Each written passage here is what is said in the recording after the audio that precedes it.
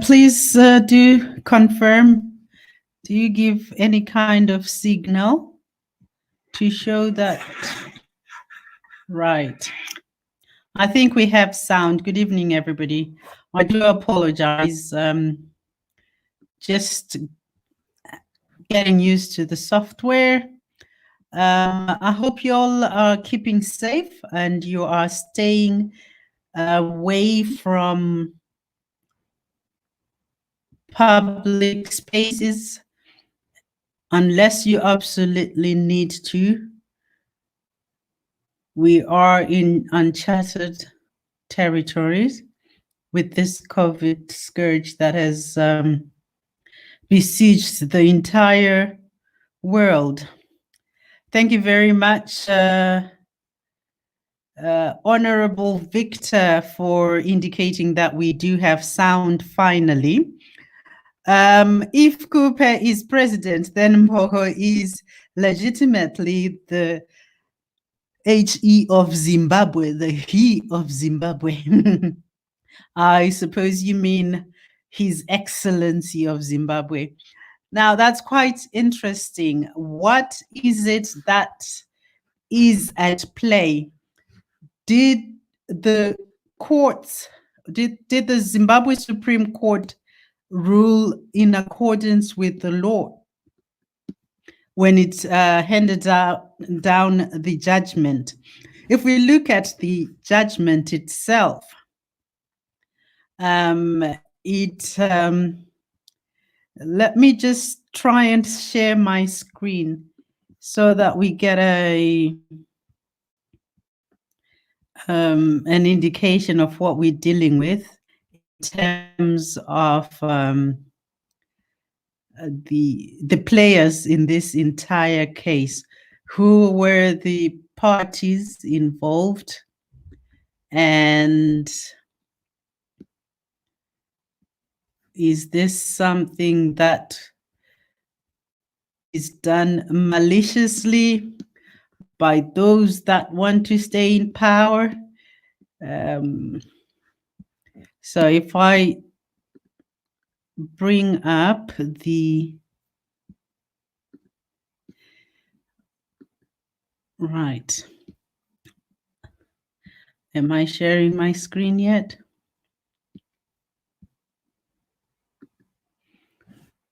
Okay, so I have up on my screen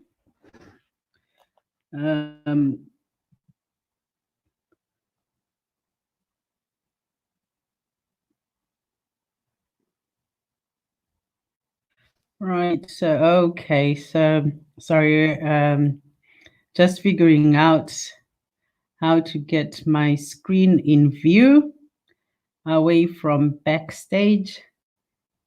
Right, so okay, so right, I want to share this particular screen. And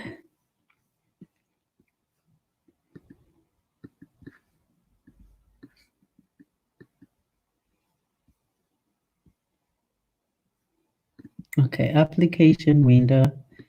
There we go. That's better. So these are the players in the whole saga. Movement for Democratic Change, Nelson Chamisa. Number 3, Morgan Committee.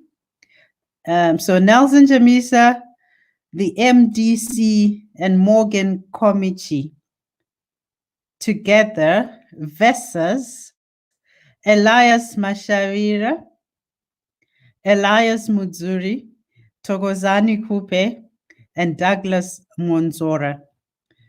Quite just from that setup, what do you see just from having those participants, those 7 participants on opposing side? 4 of them are Elias Mashavira, Elias Mudzuri, Thokozani Khupe, and Douglas Monzora on one side, And you've got the MDC, Nelson Chamisa, and Morgan Komichi on another side. So just looking at that, what comes to mind? What is it that is possibly happening here? Hello, Mkoma Philip Sivanda. How are you, my brother? It's good to see you. Yeah, tell us your thoughts on what we have going on here. Is it a case of a legal battle that has been won fair and square, and it's been delivered in accordance with the provisions of the law of the land? And Chamisa is just a case of populist tactics, while at the same time is in breach? Or is there something at stake? So good to have you, and do invite others, and let's hear everybody's comment. I'm here to facilitate these conversations as Amai Boy, Agony Aunt, Jiri Pamtemo. So in terms of rule of law, Honorable Victor says, this shows a loophole in our constitution. Mpoko illegally resigned, if he ever resigned. Hence, he owes Zimbabwe an apology. That is an interesting one. Thank you very much. And so Mkoma Philip says Chamisa is the winner. And then Mkoma Comfort Kaseke, how are you this evening? So how did Komichi switch sides after the ruling, or Chamisa akaitiswa? Very interesting observation, because if you look at the participants without reading further or without drilling down, it does not say Movement for Democratic Change T or A. It simply says Movement for Democratic Change. And on Khupe's side, it is not even in reference to any branding of the MDC. So what exactly is at play? Excuse me 1 second while I sneeze.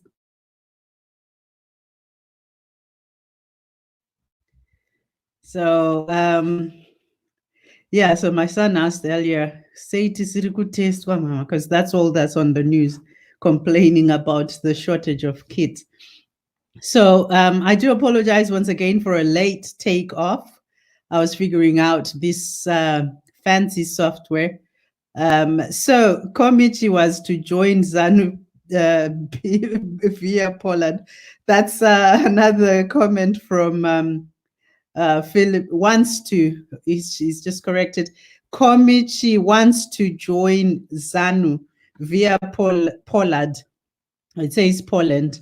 I presume you mean Poland. So if we look at just the what's at play, before we look at Komichi and how he's rustled feathers by reading the speech at the outside the court immediately after the ruling, and there's been so much talk about how did he have that switch so so quickly, and it was even typed. So that's not the issue at the moment. But for now, let's look at what the courts have passed down.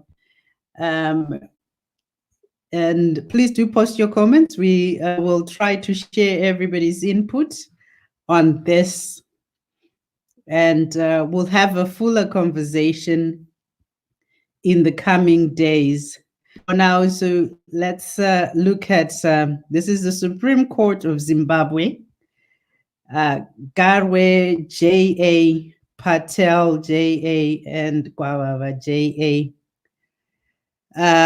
So at Harare, October 17 and 18 and 23, 2019. And then there was nothing up until yesterday, 31st March 2020. And for the appellants, it was Pofu and Hashiti.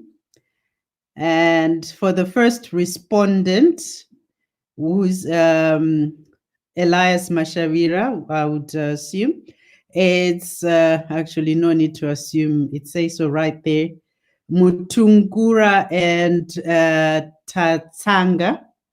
And for Elias Mudzuri, it's Zimudzi. And for Tokozani Khupe, it's Professor Maduku. And for Monzora, it's Kadoko. So Judge Patel, this is an appeal. It's responding to an appeal filed by the appellants who are MDC, Nelson Chamisa, and Morgan Komichi.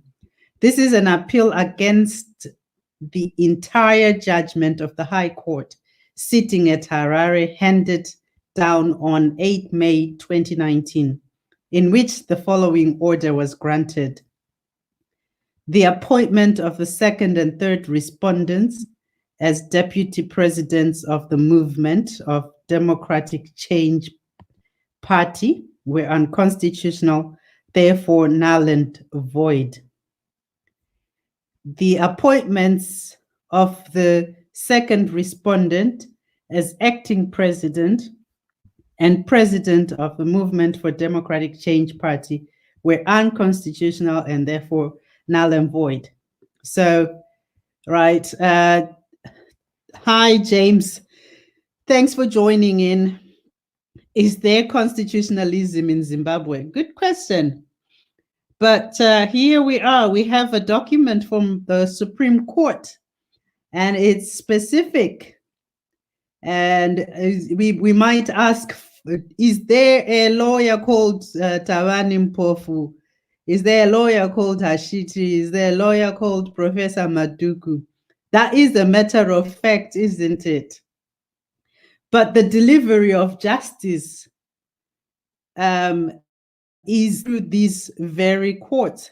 So if we're talking about existence of constitutionalism, we may need to be having another conversation about the idea of constitutionalism. Does it exist, or there's just populism, such that if Mugabe does what he does, or whatever ZANU-PF members have been alleged to have done, it doesn't matter as long as the people continue to vote for them, or as long as they continue to rig, whichever the case may be.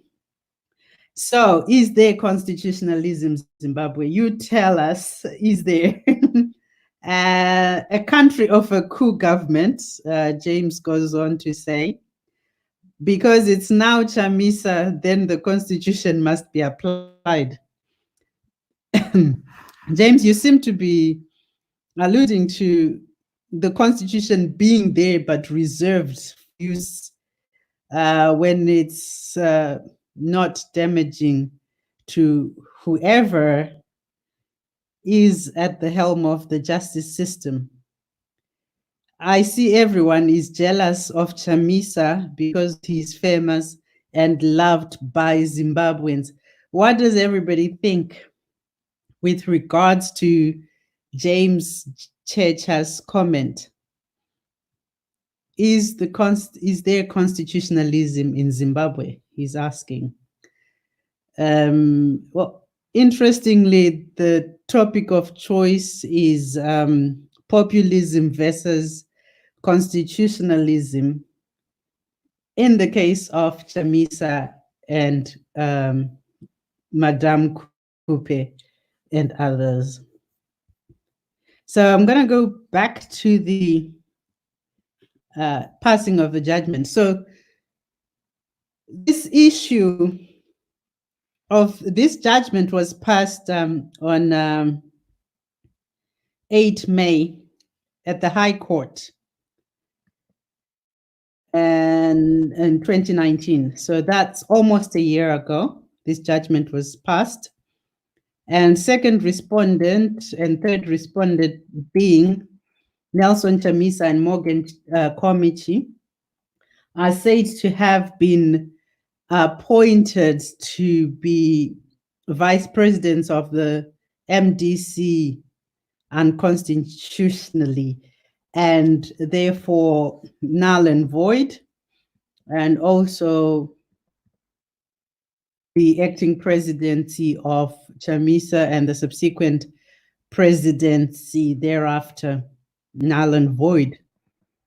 So the other aspect of the ruling was all appointments and all reassignments and actions of the second respondent in his purported capacities as deputy and or acting or incumbent president were unconstitutional. So anything that happened with regards to Chamisa's movement in rank, first as the deputy president of the party, and then after Morgan Tsvangirai's demise, may his soul rest in peace, acting, and then currently the post of president are deemed or were deemed on the 8th of May as unconstitutional and therefore null and void.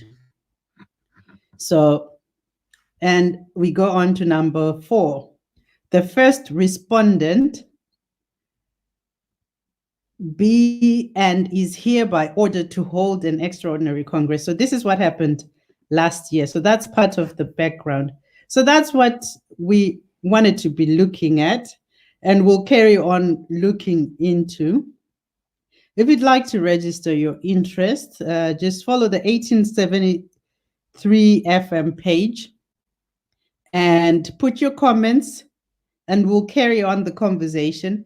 We'll join again same time tomorrow and gives me time to make sure that all systems are up and running in good time. We have 8 minutes left.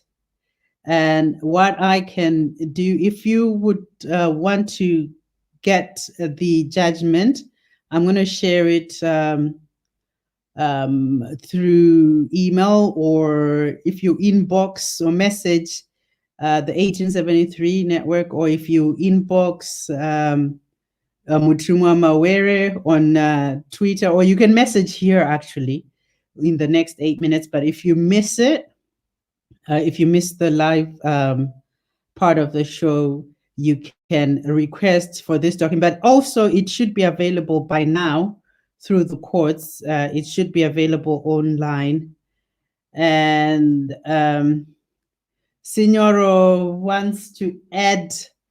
Right, Signora, I'm going to call you. Right. On Messenger. Let's hope you haven't changed number. I think text me so that I know it's better that way. Text me your number. And then on my WhatsApp, and then I can call you. That's Uncle Kuda. Varukuda kuti inzwi ravo rinzwike kutekeshera nenyika vachitaura nezve I don't know what I saved your number as, and I'm trying to find you. I think I found you. Let's have a look. Let's have a look. I'm definitely calling somebody. Hi, is this Senior or Uncle K?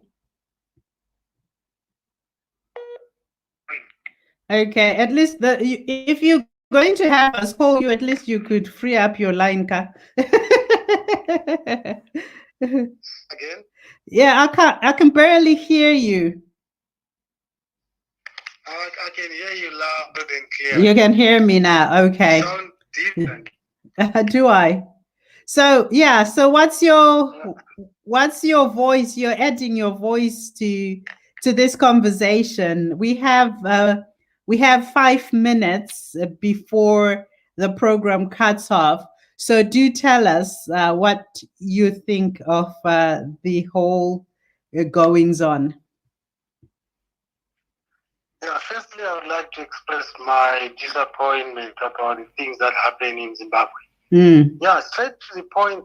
You see, what I don't understand is the learned judge, Honorable Malaba, aware that the two respective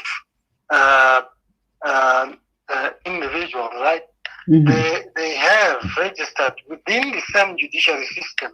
I repeat, they have registered within the judiciary system. They are aware that these are two independent parties which were accommodated in the 2018 harmonized election. So having said that, it sounds flawed. But doesn't... I think it's gross errors by the Honorable Judge Malaba to have an oversight that he's making a judgment considering the circumstances that these two, their circumstances, the underlying thing, their circumstances at the time of judgment have changed. But isn't it, Mosha Iwore?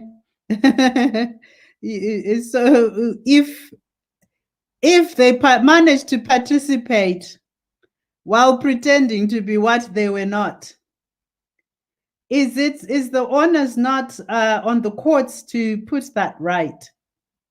You're absolutely right. They were recognized as independent parties contesting in the general election of 2018. But however, if the aggrieved party, which is Madame Khupe and co, had already registered displeasure. Remember, towards the election, they'd already registered with the courts and they'd carried on for the sake of carrying on. So that's the law side of things. But not only that, the people themselves said, we don't care about the law, we just want Chamisa. Don't you think that's what's happening? I think the role of the judiciary is not to necessarily do what people want. The role of the judiciary is to create fairness. And whatever the judiciary does, it should set a precedent that it should be reasonable. And I wanted to highlight this. Every time that we hear judgments, where there are arguments, there is always this reference that if the circumstances changed, it maintenance or whatever it is, correct me if I'm wrong, in this particular case, it's plain double standards that they accepted the two candidates. They've registered the two candidates. Right? But the courts are not ZEC. ZEC is an electoral commission, and ZEC ran the elections, not the courts. ZEC is a wing. It's an arm of the judiciary. Okay, so ZEC as an arm. So Zimbabwe Electoral Commission is an arm of the judiciary, or it's a construct, of rule of law, just like any constitution of any association. Well, you raised some very pertinent points, and I think this calls for further discussion. So let's continue with this conversation. I mean, after all, we are in lockdown. What else could we be doing? Just to look on the brighter side. Yeah, you've got 30 seconds. Look at things going forward. The only way, my view, and this is my view, is to approach the Constitutional Court, because this is the highest court on the land. And there's a provision to approach the Constitutional Court. Who should be approaching the Constitutional Court? Sorry?